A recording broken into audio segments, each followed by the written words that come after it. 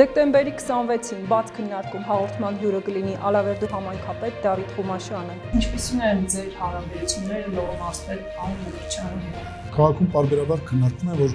ձեր միջով ինչպես ժողովուրդն ասում սև կատու անցել։ Զրուցելու ենք համայնքում առկա խնդիրների, դրանց լուծման եւ իրականացվող աշխատանքների մասին։ Ընդհանուր առմամբ այս պահի դրությամբ, որ ընթանում են ծրագրեր, 3 միլիարդ 257 միլիոն դրամի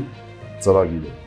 Տրվելու են հստակ պատասխաններ համայնքի ղեկավարի կողմից։ Եվ եթե առաջադրվել է ԿՊ-ի ցուցակով եք առաջադրվել։ Անդրադառնանք այլ հարցերի, Թումանյանական աշխարհ թերթը համայնքապետարանի շենքի շահագործումից հետո մշտապես գործել է այնտեղ, սակայն այս տարի հեռուստադիտողի բառերով վտարվել է շենքից։ Ինչու՞։ Բաց քննարկումը դիտեք դեկտեմբերի 26-ին ժամը 18:30-ին անկյուն գումարաձերեք հեռուստաընկերության եթերում։